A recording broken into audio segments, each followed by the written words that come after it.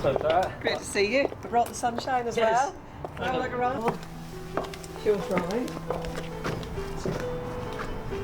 Hi. Oh, heck no. Thanking you. Wow. You've got some memories around this hall.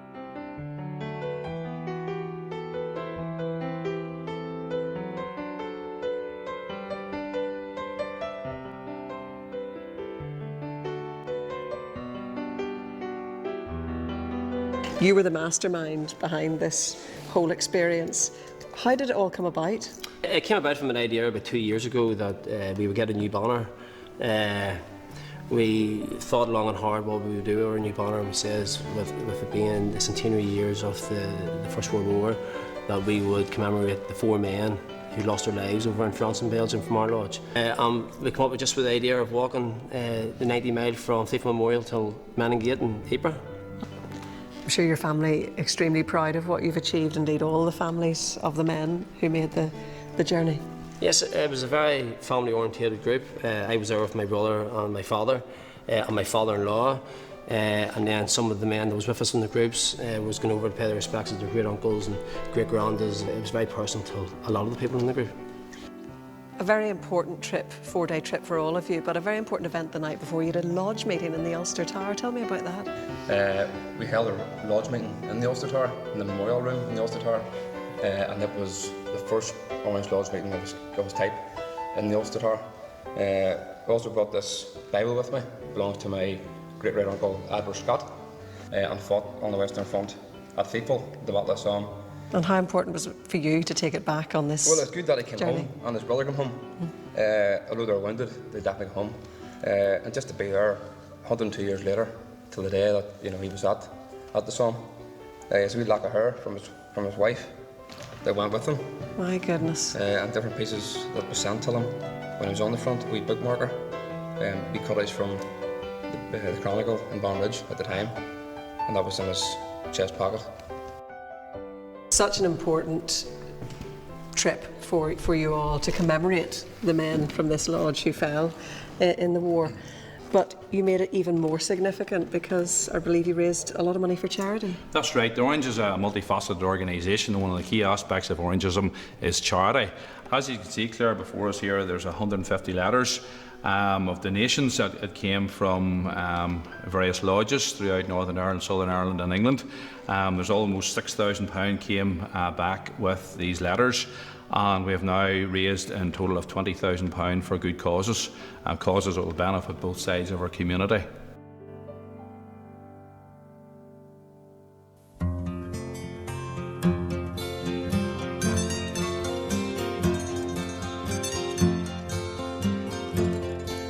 Well, how do you do, young Willie McBride?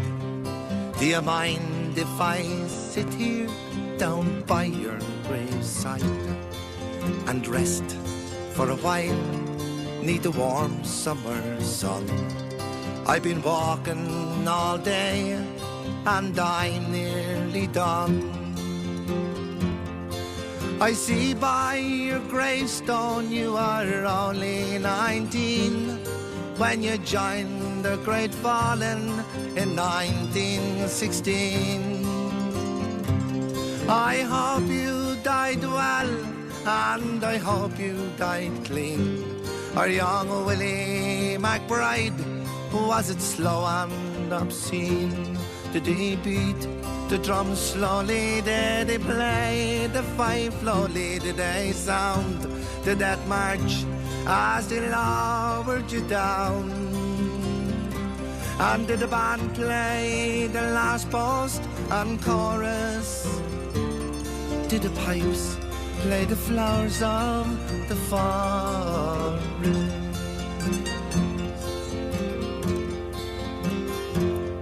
Did you leave a wife or a sweetheart behind?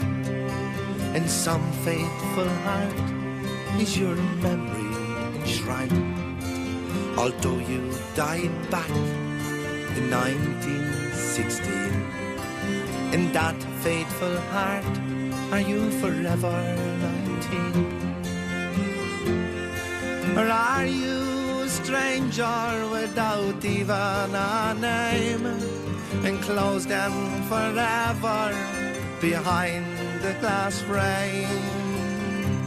In an old photograph, torn, battered and stained, and faded to yellow in the brown leather frame.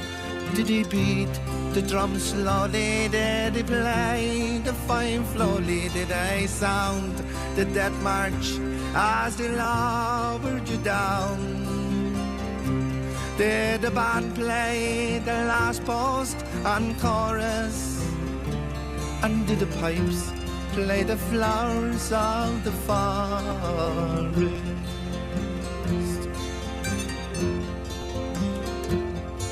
The sun, now it shines on the green fields of France. There's a warm summer breeze, it makes the red poppies dance. And look how the sun shines from under the clouds. There's no gas, no barbed wire, there's no gun firing now. But here in this graveyard, it's still no man's land. The countless white crosses stand mute in the sand.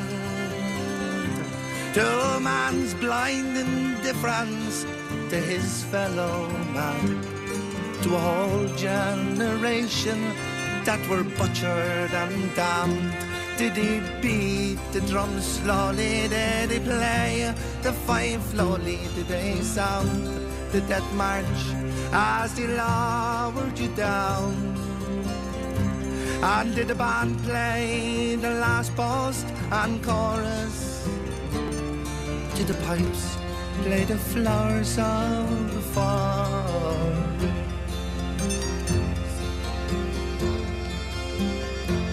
Ah, young Willie, my bride, I can't help wonder why. Do those that lie here know why did they die? And did they believe when they answered the call? Did they really believe that this war would end wars? Well, the sorrow, the suffering, the glory, the pain, the killing and dying were all done in vain. For young Willie McBride, it all happened again, and again and again and again and again. Did they beat the drum slowly? Did they play the fife slowly? Did they sound the death march as they lowered you down? Did the band play the last post and chorus? Did the pipes play the flowers of the forest? Did they beat the drum slowly? Did they play the fife slowly? Did they sound the death march as they lowered you down? Did the band play the last post and chorus? Did the pipes play the flowers of the forest?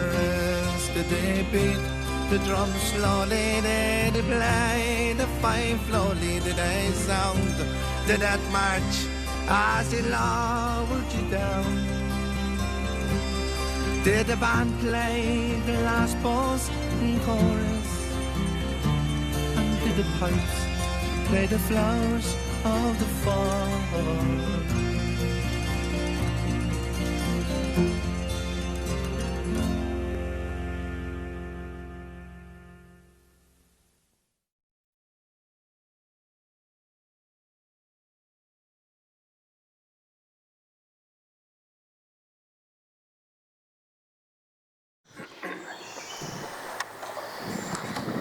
July 1916, 7 a.m. By now, laneways have been cut through the 36-ohm barbed wire by a special group of wire cutters. Gaps have also been cut in the parapet within the last hour to give some platoons easy access to no man's land. At 7 o'clock, an officer of the South Antrim Battalion looked up and saw the British planes being fired as they flew over the British lines, but they did not seem to be damaged. 7:10 a.m. General Nugent's plan, unlike that of most other divisional commanders, was to send his men out into no man's land just before 0 hours. There they would wait, protected by the curtain of shell fire on the German lines, and not much closer to their objective when the whistle blew. So at 7:10, the first Ulstermen of the day crossed the parapet north of Yonker. A first wave of Armagh volunteers would lie down in the long lines and await the cessation of the bombardment. The second wave would follow 5 minutes later, the third at 7:20, and the final wave at 7:30. Hidden by smoke and by the air thrown up by the explosions, and especially by smoke shells and the tear gas shells fired in the Yonker Valley, they nervously anticipated the crucial moment. 7:15 a.m. Then the first troops south of the river began to move out of no man's land. The men from Derry, Tyrone, Down and South Antrim. 5 minutes later, the second line of battalions began to move into the front trenches, which the first wave of troops indicated. The young citizens, for instance, moved up and made brief contact with the Derry battalion as they headed over the top. 7:25 a.m. The last moment of bombardment seemed to reach its horrific cessation. All along the Somme front, a whole generation of young men awaited battle, tensing themselves for the silence that would be heard at the start of the long last, the big push. 7:30 a.m. The gunfire ceased. There were a few moments of stillness before the officers' whistles were blown, and the men rose to their feet to commence the walk to the German parapet. One war corresponded with the Times, watched in fascination, and later commanded. When I saw the men emerge through the smoke and form up as if on parade, I could hardly believe my eyes. Ambrose Ricardo, commanding his Tyrone battalion, was unable as a senior officer to go with his dear boys, but he stood at the fire step watching them rise to their feet. I shall never forget for 1 minute the extraordinary sight. The Derrys on the left were so eager that they started a few minutes before the ordered time, and the Tyrones were not going to be left behind, and they got going without delay. No fuss, no shouting, no running, everything orderly, solid and thorough, just like the men themselves. Here and there a boy would wave his hand to me and I shouted good luck to him through my megaphone, and all with a happy face. Many were carrying loads. Fancy advancing against heavy fire, carrying a heavy roll of barbed wire on the shoulders. That view, which Ricardo had of his volunteers turning to wave at him, implausible and over-sentimental as the description seems, is a poignant representation of the fate of the entire division. Ricardo was witnessing the goodbyes of a whole generation, the last few seconds in which communities, villages and families would remain intact. The Ulster volunteers waved farewell to the world, strode towards the devil's dwelling place and into the steel muzzles of the machine guns.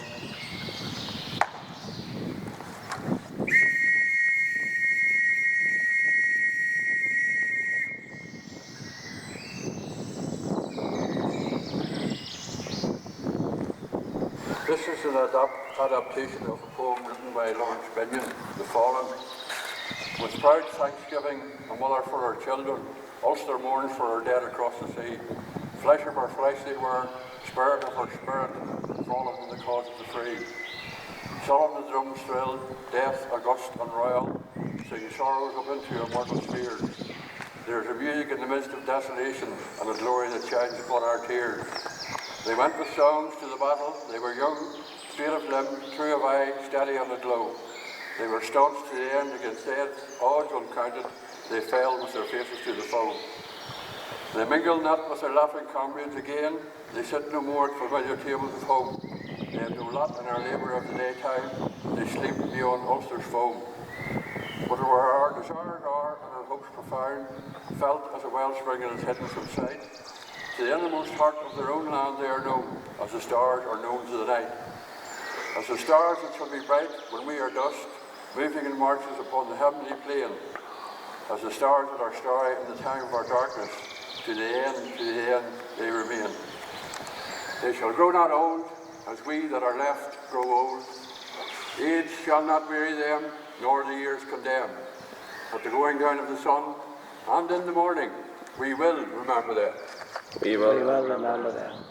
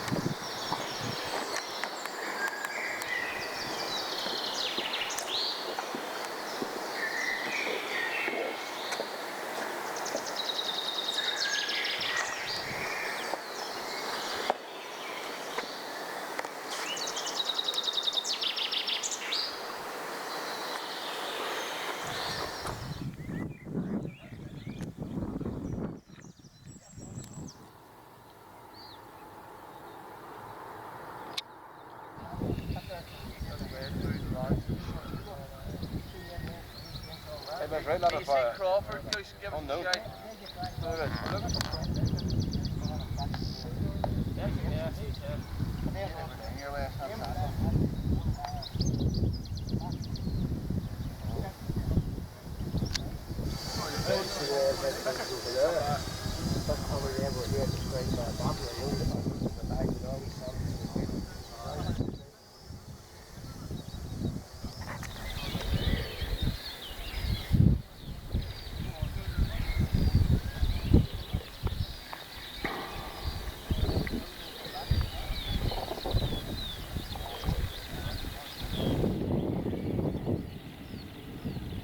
The lads from West Down. Come on, you folk of Far West Down, and listen to my song. This is a band of heroes bold who bravely came along. They came from Donnacloney and Guildford Town as well, with manly boys from Warrenstown or our ranks to spread and swell. We also have the boys from Banbridge Town. They are always to the fore, and a gallant band from Ireland. With us they cross over to fight for king and country, and our freedom to remain, to avenge the loss of comrades bold, who by the Huns were slain.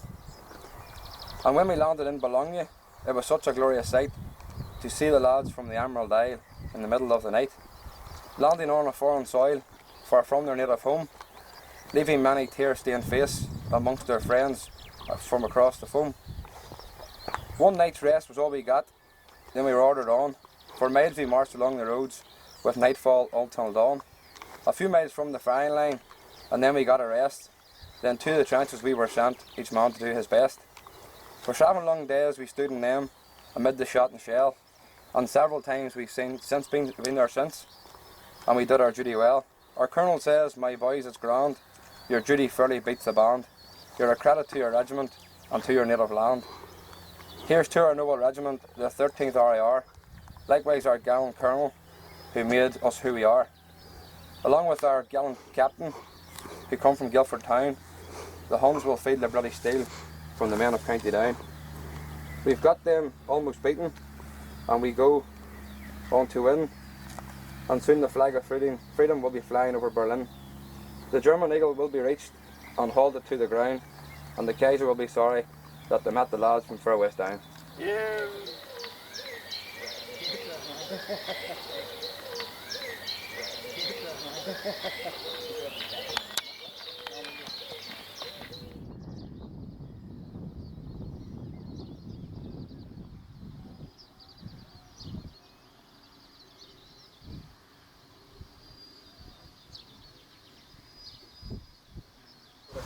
We're here today in remembrance of Rifleman Alec Dale from St Patrick and Banbridge. He lived in Weir's Row. He was a member of Banbridge Bible and Crown Defenders, LOL number 423, a member of Mount Nebro, RBP 53, and he signed the Ulster Covenant on the 20th of September 1912 in Banbridge Orange Hall. We shall remember them.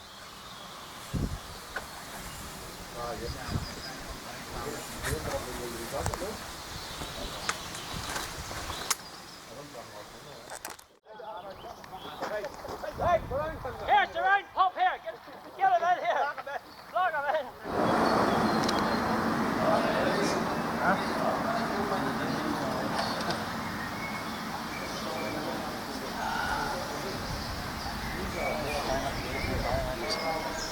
Here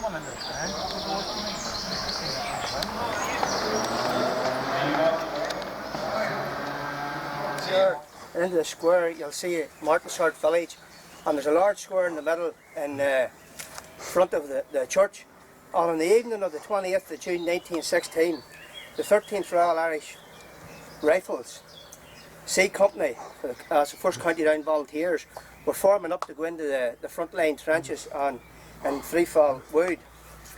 They were relieving the Southampton Volunteers, and they were the 11th Royal Irish Rifles.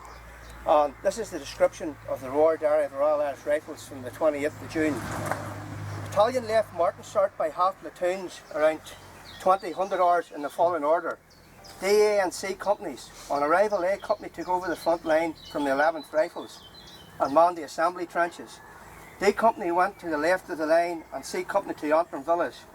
Just as the last of C company was forming up to march, a large enemy shell landed in their midst. 14 other ranks of the platoon were killed instantly, 39 wounded. Amongst the wounded were Major R.D. Percival Maxwell and the Adjutant Lieutenant W.M. Wright. 14 were buried in Martinsart Village Cemetery. Grave reference 1A1, and you'll see the 14 headstones there. They're near of all touching, no space between them, and all the one grave reference 1A1, which indicates a mass grave. In total, here there was killed and not there. In total, the 14 was killed here instantly. In total, there was 24 killed in all. In Martinsart Cemetery, the men there, 7 are from Hillsborough District, 4 from Dromore, 2 from Banbridge, and 1 from Belfast. The remaining casualties was moved to a dressing station in Forceville, which is about 10 kilometres away from here. There, another 5 casualties died, 3 from Hillsborough and 2 from Dromore. Again, some of the other casualties was shifted away and got to a railhead station, which would have been took then to a field hospital. But sadly, another 4 died, 3 from Dromore and 1 from Hillsborough. And one last man actually made it to a field base hospital at Rian, and he died from his wounds, and he was from Castlewellan. Most of the men, I say, were all from County Down, and with 2 from Banbridge, James Carson and Dale.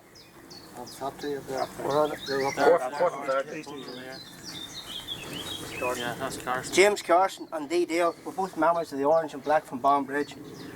Carson was also a member of the 13th Battalion Royal Irish Rifles Flute Band, so probably even played in the band in Banbridge before he went. He's a member of LOL number 25, Orange Hill Union and Crown Defenders, and RBP 131. David Dale was a member of LOL 423, Banbridge Bible and Crown Defenders, and also RBP 53. Both live in Banbridge. Dale lived out in St Patrick, and he has other family connections which are buried in Sure Road, which is also Dale, which I think is his cousin.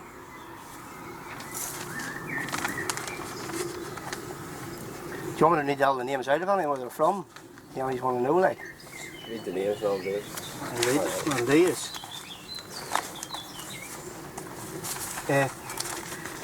One's buried in Martinsart, a rifleman Albert Krangle from Hillsborough, rifleman Richard Crawley from Hillsborough, say rifleman David Dale, he was aged 32 and lived at Wears Row in St Patrick.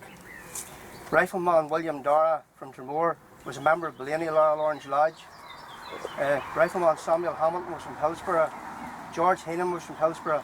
Alec Jones was from Dromore, a member of Ballyvick McKelly Loyal Orange Lodge. Joseph Martin was from Dromore. Thomas Mercer was from Hillsborough. Joseph McCoy lived in Belfast, was born in County Monaghan, and Joseph Thompson was from Hillsborough. At Forceville, there was William John Barry from Hillsborough. Thomas Brown from Dromore was a member of Blaney Loyal Orange Lodge. Stanley Guinea from Dromore was a member of Ballyvick McKelly Loyal Orange Lodge. Robert Harrison was from Hillsborough, and John Smith was from Hillsborough. In Punchvillers was Arthur Bones from Dromore, Oliver Crossy from Hillsborough, David Frame from Dromore, and John Leggett from Dromore and was a member of Dromore Temperance LOL 730. And last at St Saviour Cemetery in Rouen was George McCracken from Almsbar and Castlewellan and was a member of Castlewellan Lawrence Lodge.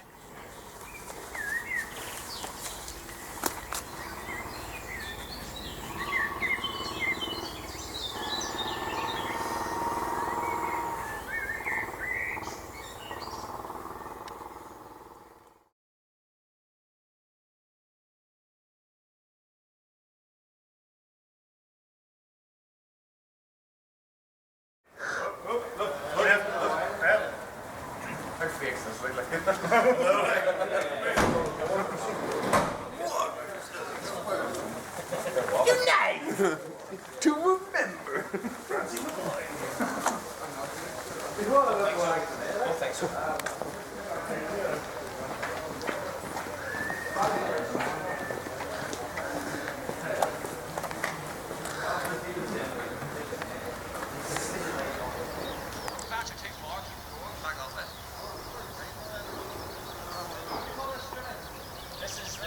This is called the Wilson Mass German Graveyard. It's 44,000. And then, like our combat, we're just mixing the German side. That's over here before, tell I.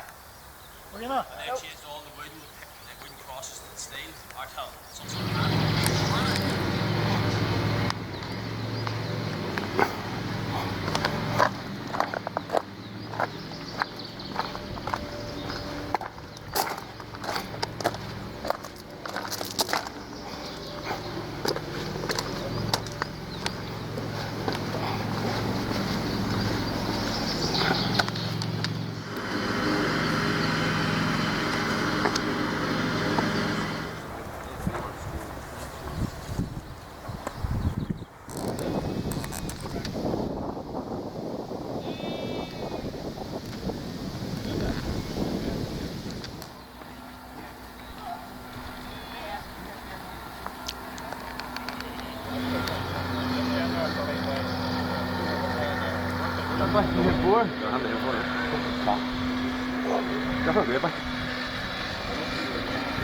I just hope years to come it keeps going, you know.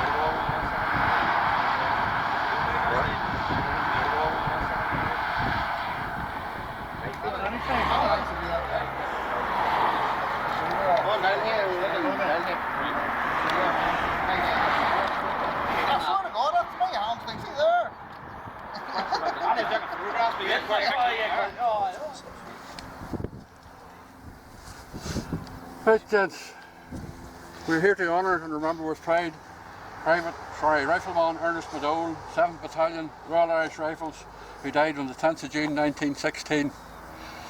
They shall grow not old, that we that are left grow old. Age shall not weary them, nor the years condemn. At the going down of the sun, and in the morning, we will remember them. We will remember them.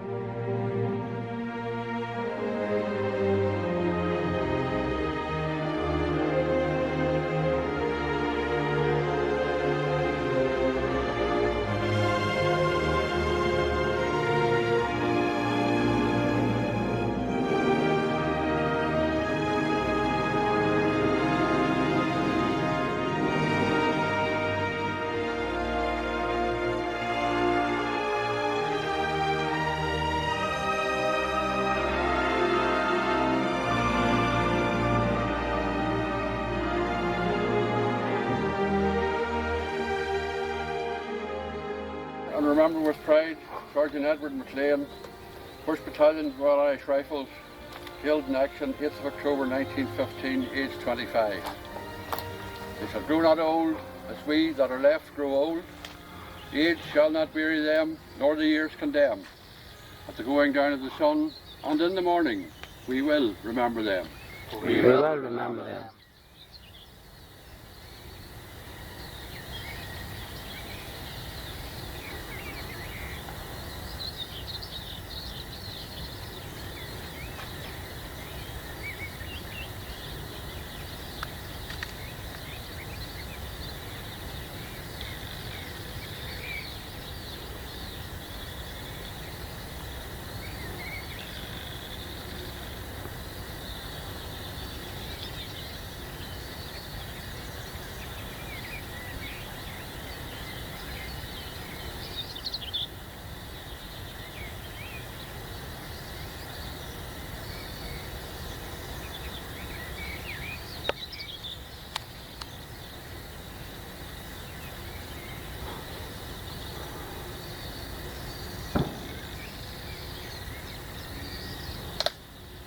When you go home, tell them of us and say, for your tomorrow, we give our today.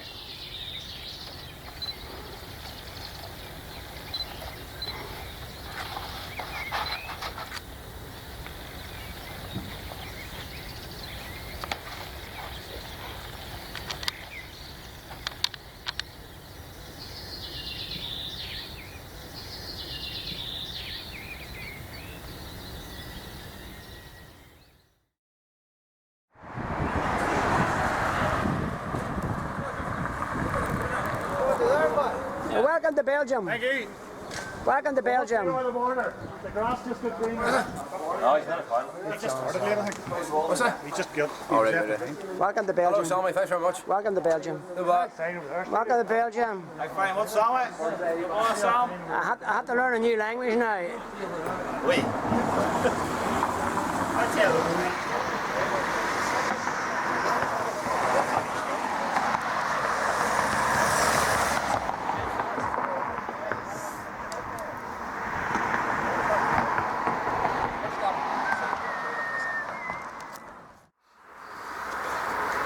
We're here to remember Private William Close, 3873, 2nd Battalion Royal Irish Rifles.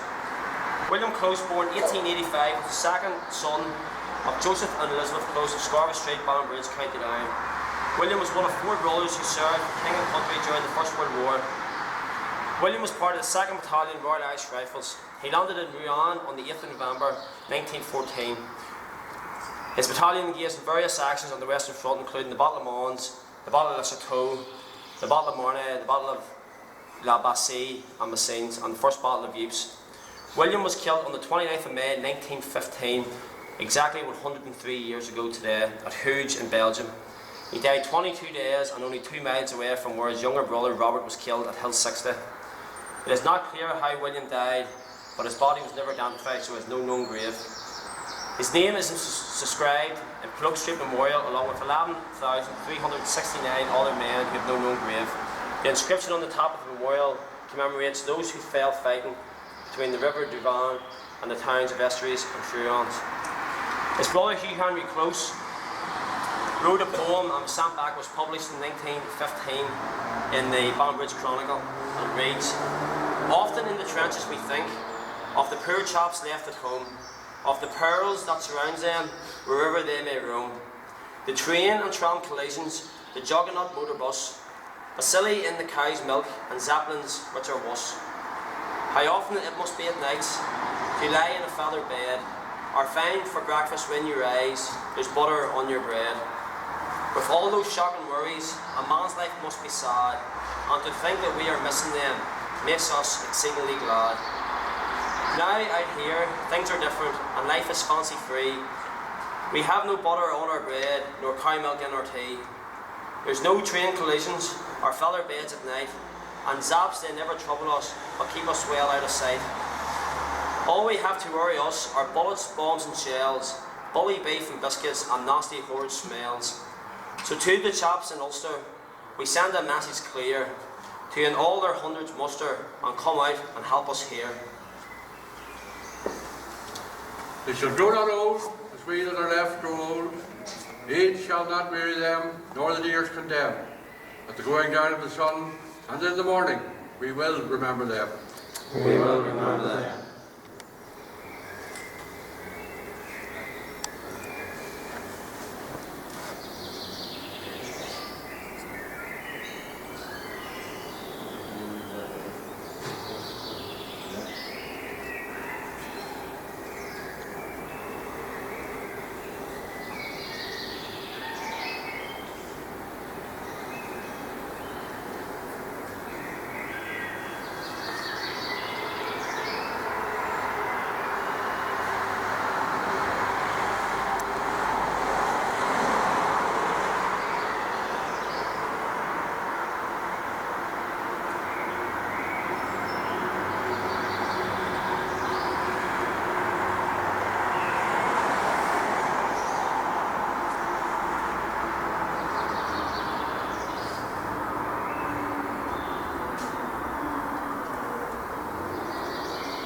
When you go home, tell them of us and say, for your tomorrow, we give our today.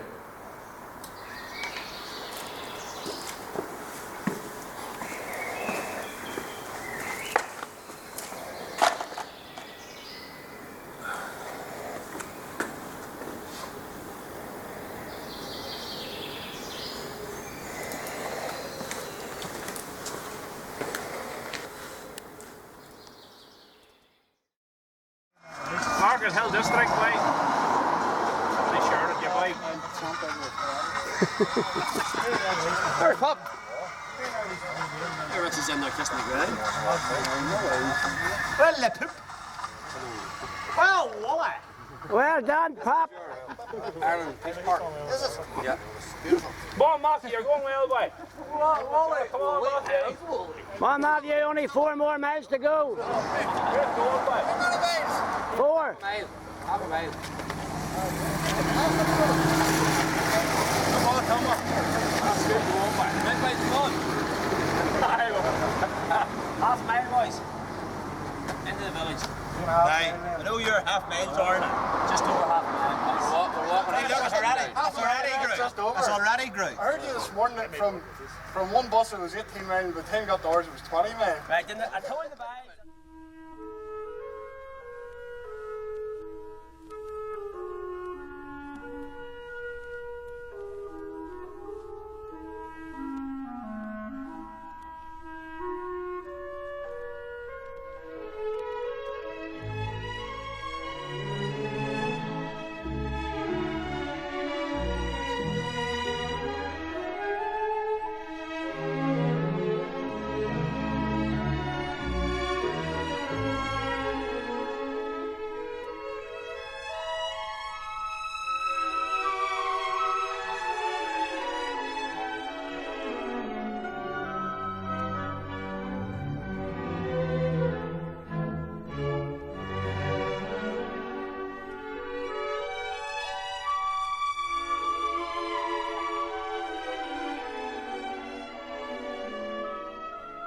Rifleman William Gill, Royal Irish Rifles, who died 9th of August 1916.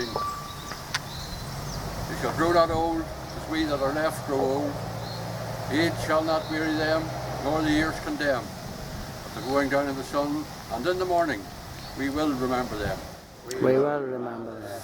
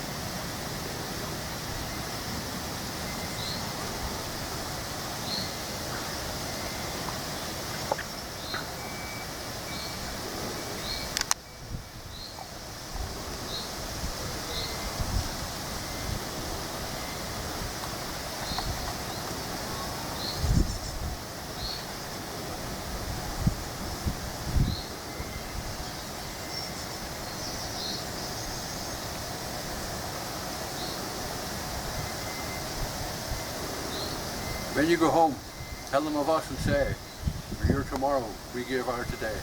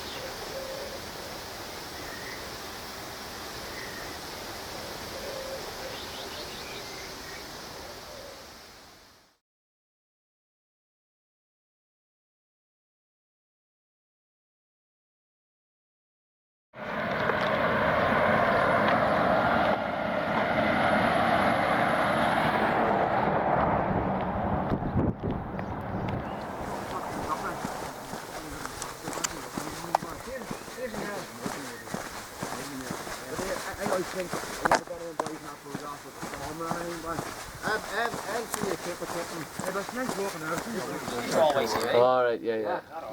That's everyone. These are all. Well, Have you? I can really hear the Belfast boys and that. Here, tackling, would you give them a reach round? We went to they were there with us, we went out probably for the day. Hard to record it. We got a person on it. No, we want the exit.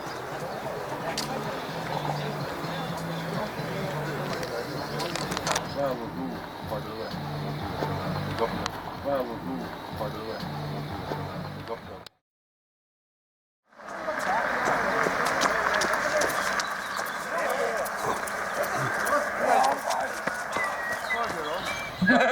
Oh, say. Hi everyone!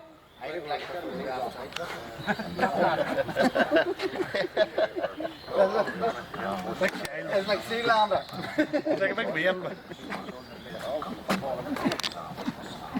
And then there's a monument there, like everybody leaving. These were two boys that could fit through that. The boys are just walking over where the British front line was in 1916.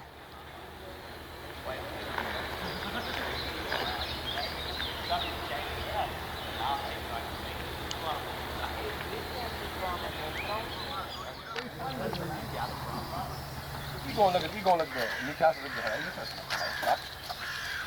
You going in Nazareth like Well, the ones around the side might be. I think so, I think we'll supply red that time. That's the motors up, aren't they? I think so. I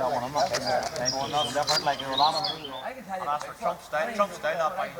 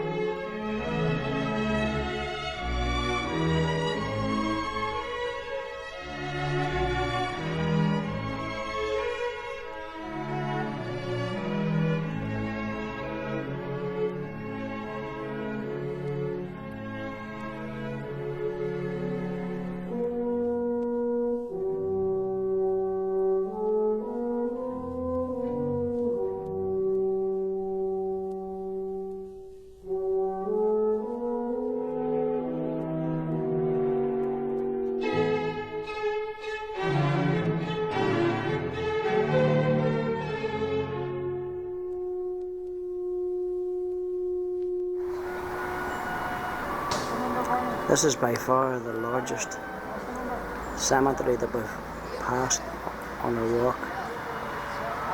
I've never seen as many tombstones.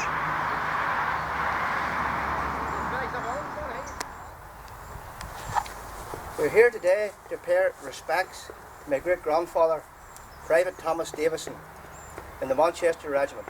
He was born in Dromore, County Down in 1882, and in 1900, at the age of 18, he enlisted in the Manchester Regiment and served in the Boer War. Again in 1914, he enlisted in the Manchester Regiment again, this time the 11th Battalion, the Manchester Regiment, and saw action in Gallipoli. Then moved to France, and then transferred to the 16th Battalion, the Manchester Regiment, and moved up to the East Sector. And on the 28th of December 1917, he was killed in action at Zonyback, and he's buried here with honour in Huge Crater Cemetery. They shall grow not old, as we that are left grow old. Age shall not weary them, nor the years condemn. At the going down of the sun, and in the morning, we will remember them. We will remember them.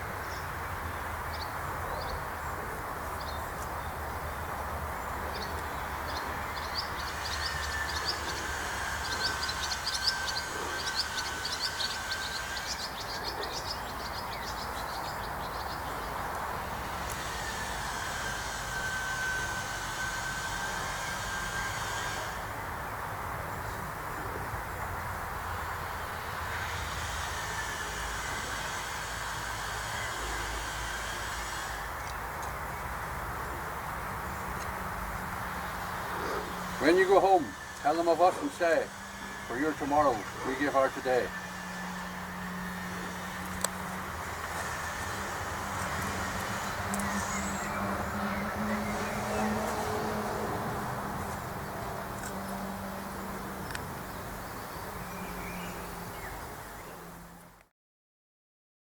Here, and I seen that sign, and I come down in here, and what struck me was he was the only one.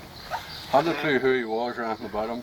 Took the picture of it and took it home. Tommy McSamon told me he lived somewhere about Thiepval, but he didn't know anybody related to him.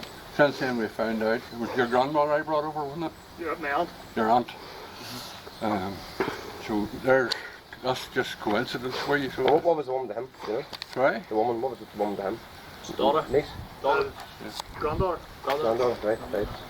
So it's Trevor Gamble's man. Right.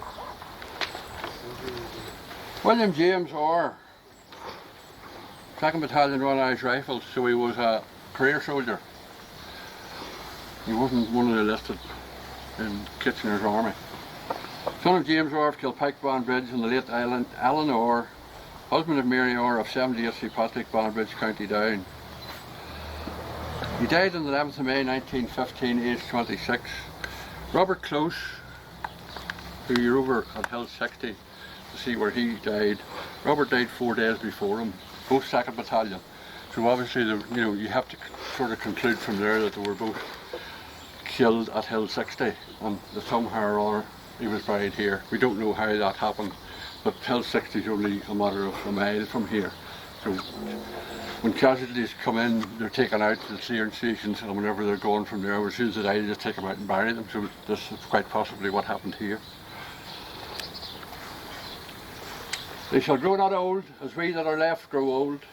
Age shall not weary them, nor the years condemn. At the going down of the sun, and in the morning, we will remember them.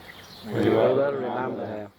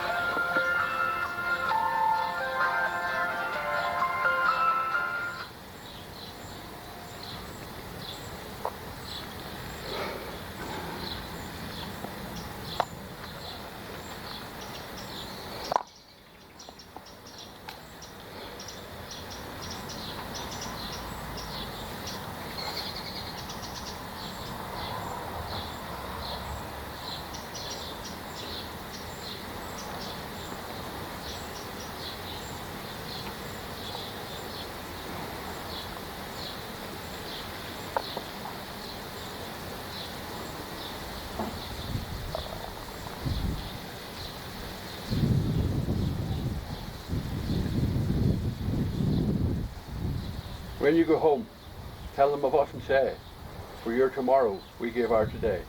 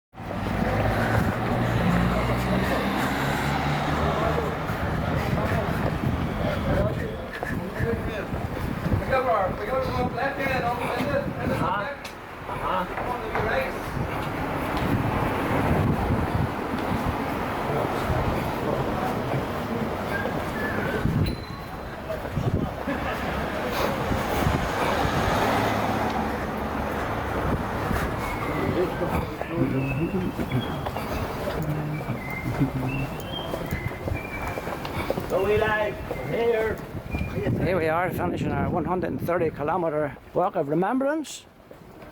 Everybody in good spirits. Glad to have finished it.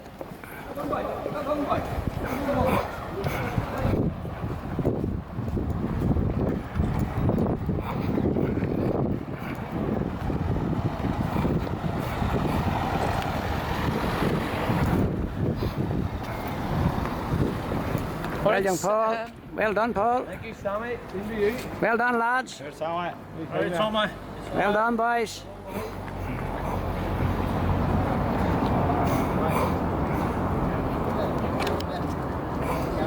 Well done, lads.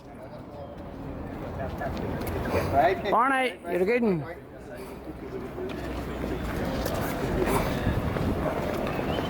And here we are at the Menin Gate.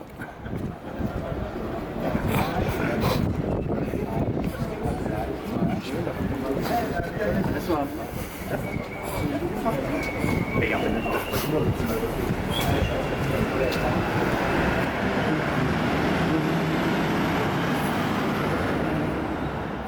Robert Close, 4816 2nd Battalion Royal Irish Rifles, killed in action the 7th of May 1915 at the age of 20. Robert Close, born 1895, was the youngest son of Joseph and Elizabeth Close of Scarlet Street, Banbridge, County Down. Robert was one of 4 brothers who served for King and Country during the First World War. His brother-in-law, Samuel McGill, as well as 2 other uncles, also fought during the war. Robert was killed on the 7th of May 1915 at Hill 60, south of Ypres on the Western Front. He was killed just days before his battalion was due to be relieved for a period of rest and billets on the 12th of May. It is not clear how Robert died, but his body has never been identified and has no known grave. His name is inscribed in Menin Gate in Ypres, Belgium, along with 54,896 men who also have no known grave. It is written in the memorial. Here are recorded names of the officers and men who fell in the Ypres salient, but to whom the fortune of war denied the known and honoured burial given to their comrades in death. Banbridge Chronicle, a year after Robert was killed, had this poem in it. Robert Close. In loving memory of Rifleman Robert Close, killed in action at Hill 60, 7th of May 1915. One long, sad, dreary red day or year has passed since this great sorrow fell. The shock that we received that day, we still remember well. Although we're in a far-off land, and your grave we cannot see, as long as life and memory last, we shall remember thee. No mother's care did him attend, no o'er him did a father bend, no sister by to shed a tear, no brother by his word to hear. Sick, dying in a foreign land, no father by to take his hand, no mother near to close his eyes, far from his native land he lies. That was inserted by my great-great-granny Elizabeth Close, Newry Road.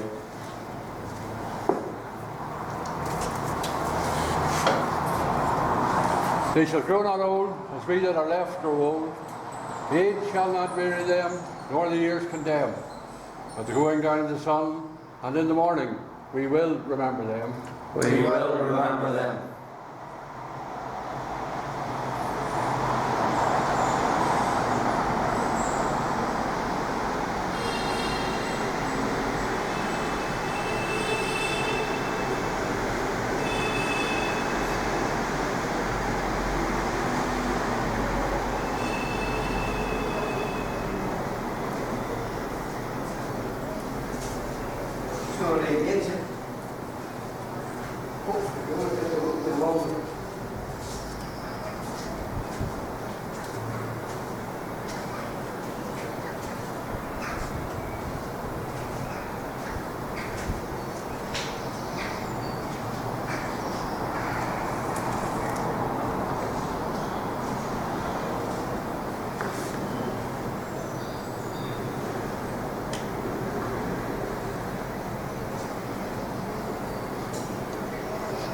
When you go home, tell them of us and say, for your tomorrow, we give our today.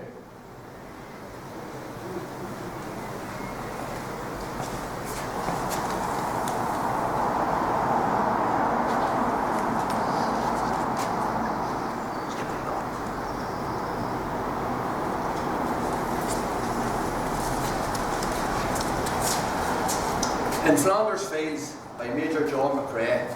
In Flanders Fields the poppies blow between the crosses, row on row, that mark our place, and in the sky the larks, still bravely singing, fly scarce-haired amid the guns below. We are the dead, short days ago we lived, felt dawn, saw sunset glow, loved and were loved, and now we lie in Flanders Fields.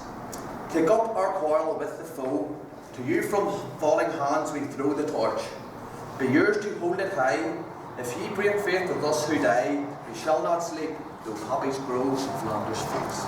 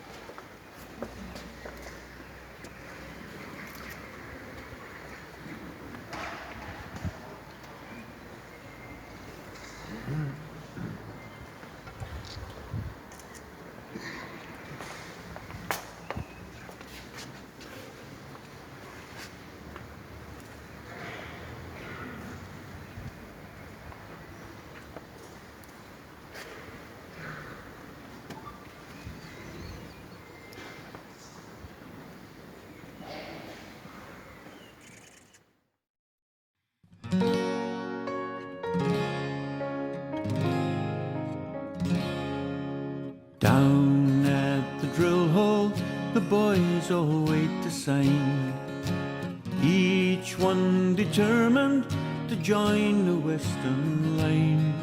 They swear their allegiance to country and to king, proud as the football songs they sing. A boy sees his hero, says, hey, that's Jimmy Spears. He should be playing football, he's no need to be here. But Jimmy smiles politely, it's my duty, nothing more.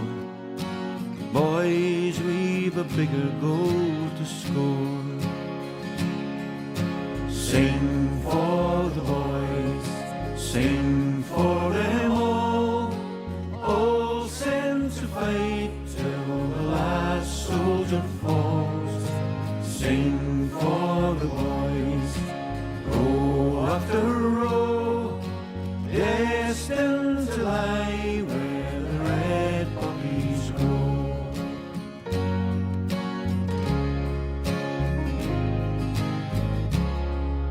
The boys land in Flanders, their journey's just begun. Jimmy swapped his football for a bayonet and a gun. The songs the crowds were singing still ringing in his ears as he fought as a loyal volunteer.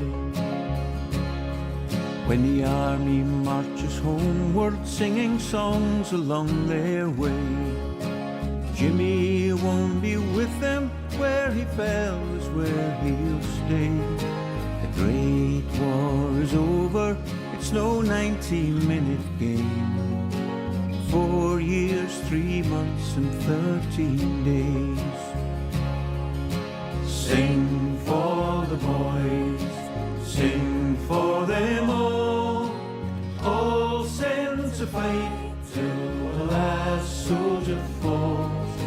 Sing for the boys, row after row, destined to lie where the red poppies grow.